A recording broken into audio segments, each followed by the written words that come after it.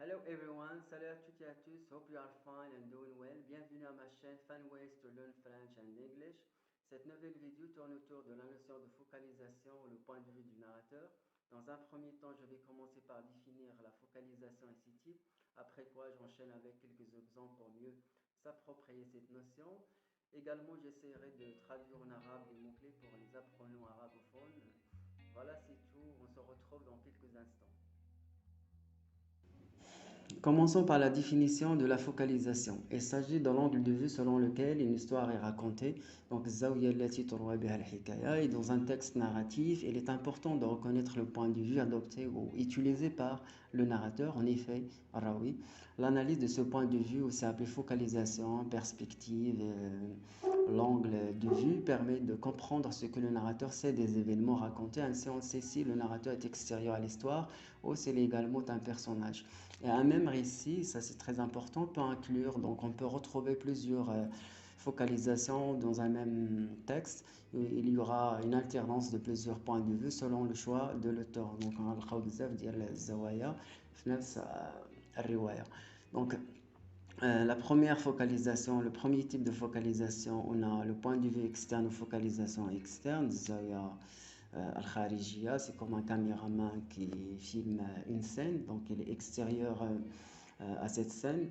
Donc, définition de point de vue externe. Lorsque le narrateur s'exprime en utilisant le point de vue externe, il ne connaît des événements et des personnages que ce qu'il peut en voir. Il agit donc comme une caméra, il raconte l'histoire de manière objective et neutre. Donc, il se place à l'extérieur de l'histoire.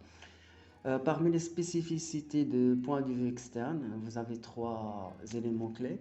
La narration est neutre objectif يعني تتكون الرواية تحكى بطريقة موضوعية.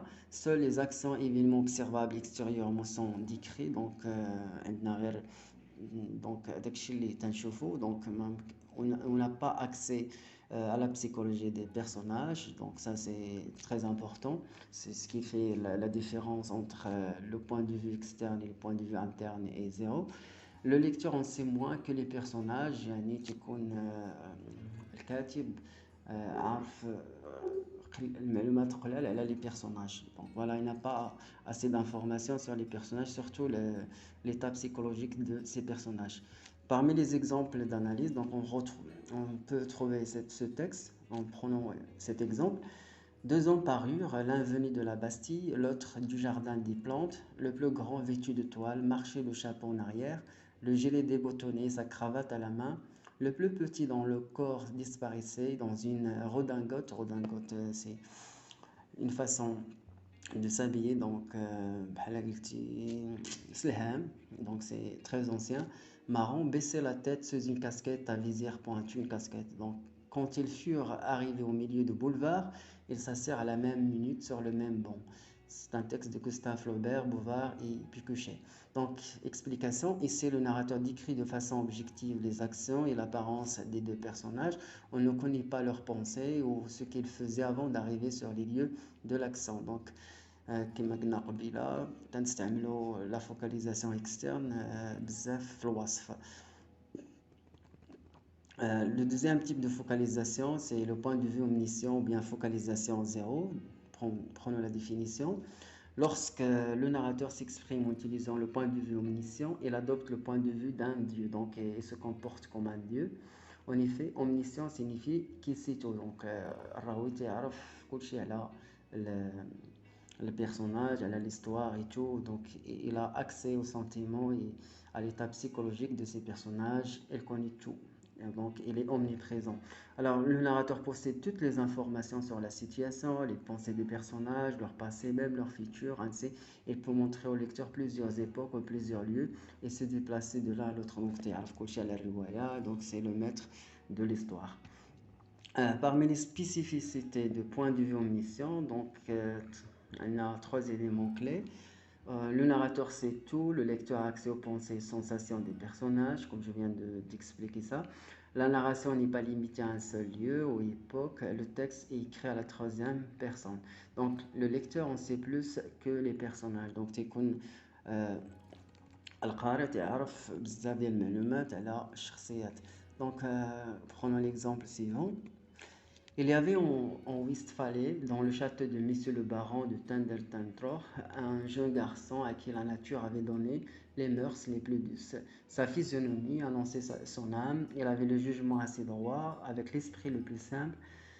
C'est, je crois, pour cette raison qu'on le nommait Candide. Donc, il y a donc les éléments qui prouvent ou bien qui montrent, donc ce sont les indices qui montrent que le récit, que le point de vue adopté est zéro. Les anciens domestiques de la maison soupçonnaient qu'il était fils de la sœur de Monsieur le baron et d'un bon et honnête gentilhomme de voisinage, que cette demoiselle ne voulut jamais épouser parce qu'il n'avait pu prouver que 71 quartiers et que le reste de son arbre généalogique avait été perdu par l'injure du temps. Voltaire, Candide. Donc, tandis que le narrateur décrit Candide, donc الراوي تيوصف شخصية تعطينا معلومات على الحياة ديالو قبل وعلى son état psychique. Donc il a pas mal d'informations sur ces personnages et sur la situation. Et donc c'est aux lectures des informations sur les pensées des domestiques, le passé familial de protagoniste, donc le héros. Le lecteur a donc accès à des informations qui ne peuvent être accessibles qu'en utilisant un point de vue omniscient. Le dernier point de vue interne ou focalisation interne, là s'il faut faire attention, donc il y aura une confusion, une focalisation interne et focalisation zéro, c'est important. Donc la focalisation interne, le narrateur se place dans la peau d'un personnage, il donne donc la parole et cède la parole à un personnage pour qu'il raconte l'histoire. Lorsque le narrateur s'exprime en utilisant le point de vue interne, il montre aux lecteurs ce que voit et ressent un seul personnage.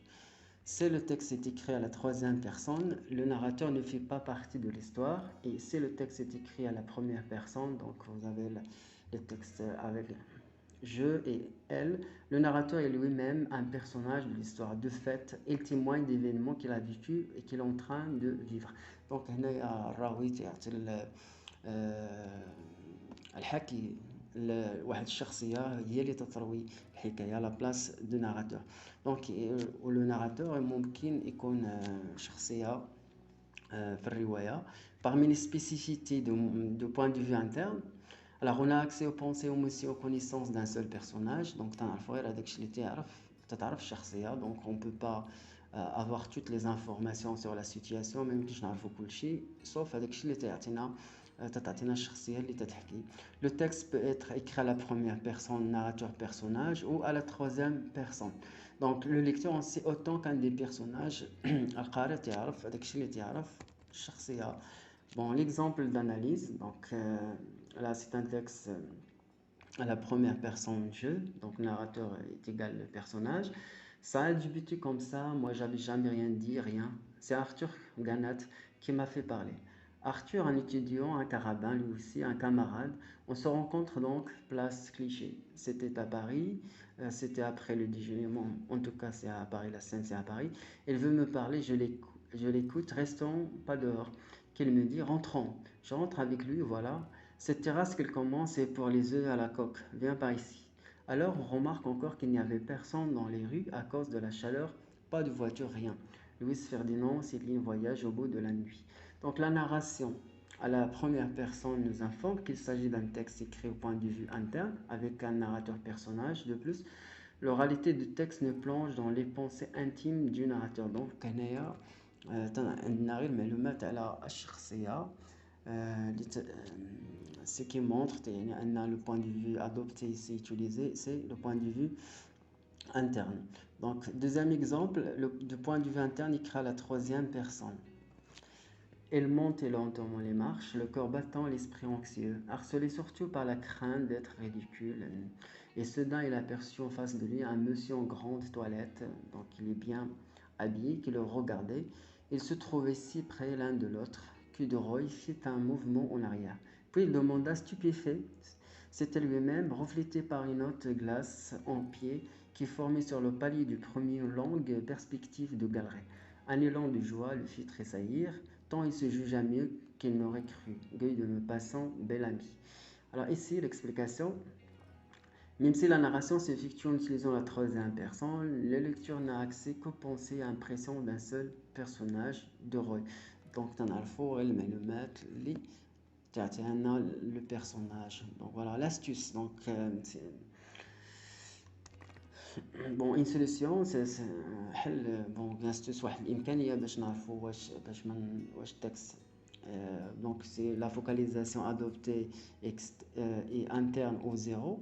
Alors en cas de doute, donc il a un que de point de vue interne et omniscient dans un texte à la troisième personne, on peut essayer de réécrire le passage, يعني هذاك paragraphe غادي نكتبوه بجو en utilisant la première personne. Si cela ne produit pas d'incohérence, يعني إلا كان التكست فيه واحد l'harmonie, la cohérence, يعني s'il s'agit d'un point de vue interne. C'est le cas ici. Donc, il a quand même un désordre, c'est pas impossible. Donc, le point de vue adopté, c'est 0. Donc, je montais lentement les marches, le corps battant, l'esprit anxieux. Donc, voilà, on remplace il par je. Je montais lentement les marches, le corps battant, l'esprit anxieux, harcelé surtout, etc. Donc voilà, c'est la fin de cette vidéo. J'espère que vous avez retenu l'essentiel. On se retrouve dans une prochaine vidéo. D'ici là, je vous dis à très bientôt. Prenez bien soin de vous, take care et keep in touch.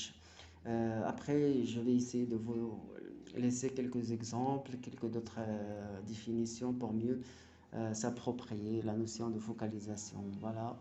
Au revoir tout le monde.